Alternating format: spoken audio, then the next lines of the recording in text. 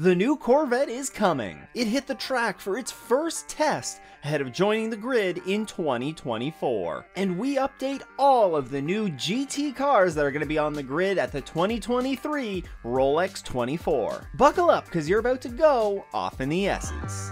Ferrari are a brand that have their toes in a lot of different types of motorsport, you know, be it F1, of course, sports car racing. They're hitting all the sort of corners of that space.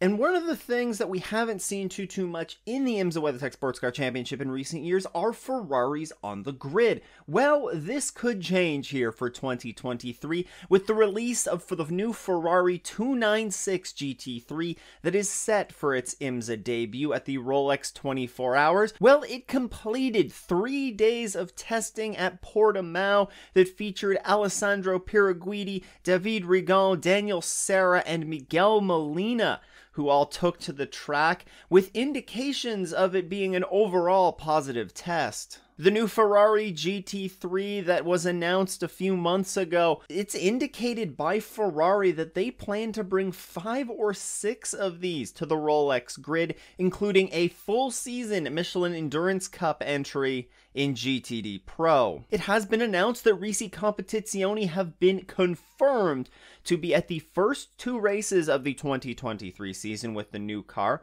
and Centillier Racing is set to run a full season entry with the new Ferrari. Outside of them, other teams potentially rumored to be racing the entry have not yet been confirmed, but we will keep our ears out for any developing news there. Moving on to another Italian brand in Lamborghini. Lamborghini was set to launch the Huracan GT3 Evo 2 back at the beginning of this season, but that was delayed until 2023. However, it is on schedule now to launch for the Rolex 24. Lamborghini have said that it is possible for existing customers to purchase this new Evo kit for their car, which the Huracan initially debuted in 2015. It saw its first iteration of the Evo kit in 2019, but however, in order for customers to be able to upgrade this to the Evo 2 specification, they have to have purchased the car within the past year. Now, you'll recall in 2022, there were just 2 teams that hit the grid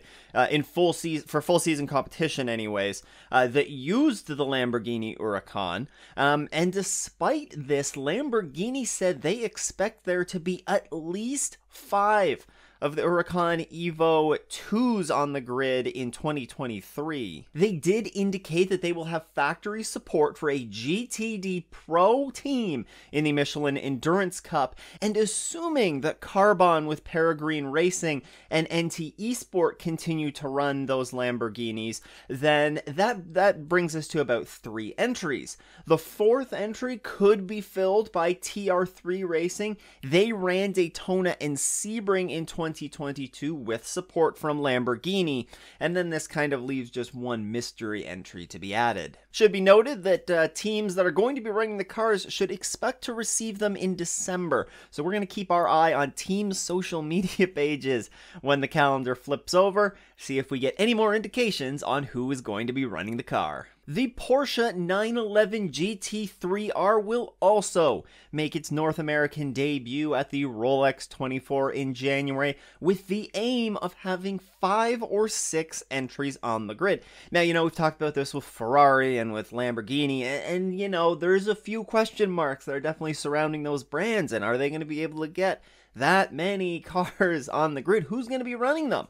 You see, with Porsche, it's much more straightforward at this point, especially with news that came out last week that Kelly Moss is confirmed. They confirmed on Midweek Motorsports that they will have 2 cars for next season. At IMSA Radio tweeted another top class entry for GTD in 2023 as Kelly Moss Racing have 2 new 992 GT3R Porsches for the new season. Co-owner Victoria Thomas speaking on Midweek Motorsport, saying that this will be in addition to their Porsche Carrera Cup North America program. Now, Kelly Moss Racing are established in that Porsche Carrera Cup North America. They regularly, they must have 5 or 6 cars on a regular basis on the grid. frequently running at the front. If you watch one of those races, it's not that difficult to pick out which ones are the Kelly Moss cars. They're going to be at the front, and they do have a bit of a distinct paint, or most of them do. So good to see them jump back up into the premier sort of IMSA division here in the WeatherTech Championship in GTD.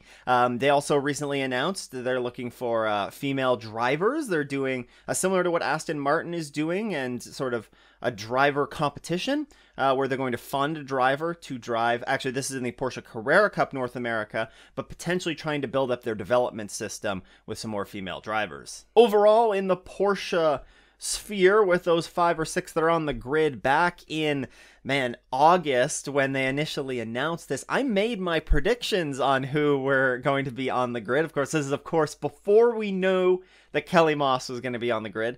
I'm saying that it's going to be Pfaff Motorsports, Team Hardpoint, Wright Motorsports, and maybe we get one of those WeatherTech Racing entries be Porsche for the full season. Honestly, I also think that there could be a shot. I have absolutely nothing to back this up other than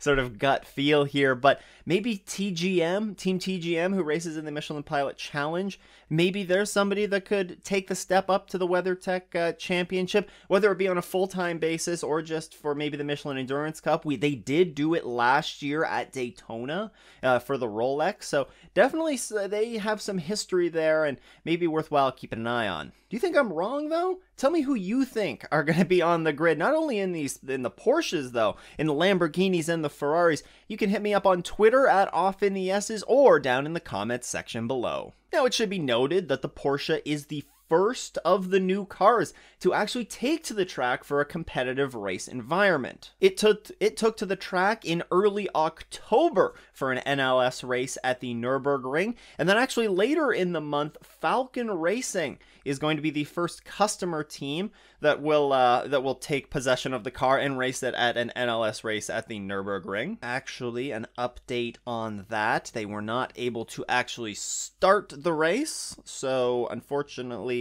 they're not the first customer team to race the car. That first race at Nürburgring, though, it did take an overall podium and had a very, very strong race. So there are some very good early signs for this car, and building off of what was a very dominant car in IMSA over the past couple of years, specifically in the hands of Pfaff. But also don't forget about Wright Motorsports. They had a pretty good run with it as well. But they're going to look to continue their championship winning streak in the GT category in IMSA going into 2023. Oh, and how could we not talk about Corvette? There has been a lot of news coming out over the last couple weeks about Corvette and the Corvette Z06 GT3R. Of course, this is going to be their new GT3 spec car that is going to be launched for 2024, not for 2023. Going to be on the grid at 2024 for the Rolex. And the first video of this car was actually released by Corvette Racing. The video came after completing an initial rollout earlier this month at the hands of Antonio Garcia. The car hit the track for its first proper testing laps, and it has been confirmed in a Racer.com article that IMSA customer teams will be the first to take possession of the car next fall, and that there will be GTD as well as GTD Pro teams on the 2024 grid, in addition to a customer team that will be racing at Le Mans. Now, outside of that, Laura Weintraub-Klauser told Sportscar 365 that they will be focusing on the US market for the first year of the release, and only exploring the European market for the right team that fits in the right series. Now, all indications on this kind of point towards the World Endurance Championship. The World Endurance Championship in 2024 will be the first year of their GT3 Pro-Am category that's going to be replacing the GTE category. So it does kind of make sense that maybe that's where Corvette would want to focus their European efforts in the first year. They did also indicate in the years after that they will do a more comprehensive expansion to Europe as well as Asia, recognizing the market that exists there. And they also mentioned that in the first 2 years, though, they're definitely not going to be rushing through this. They're only going to try and produce about 10 to 12 cars in each of the first 2 years. This does meet the FIA minimum homologation amount that they have to produce of 20 cars total in the first 2 years of production. So they just want to ease into it a little bit. They said they don't want to rush into making 30 cars a year or anything off the bat until they have an established support system in place to properly serve their customers. Meanwhile, for the upcoming year, the 2023 season, that will still be using that GTLM or GTE spec that's kind of been reduced to GT3 spec car, they did announce their driver plans. Jordan Taylor, Antonio Garcia will be joined by Tommy Milner for the Michelin Endurance Cup races in the number 3 Corvette. And meanwhile, Tommy Milner will also remain on as the main test driver for the Z06 GT3R. And with this, they also confirmed that on the grid there will only be one Corvette in 2024, as they want to make sure that they maintain enough of their resources focused on that new GT3 entry. The Corvette, though, is not the only car that plans to join the 2024 grid in the GT categories. Ford will also be returning to the top flight of IMSA with the Mustang. You can learn all about that right here. With that, though, a big thank you for tuning in. I hope everyone has a great race weekend and doesn't go off in the S's.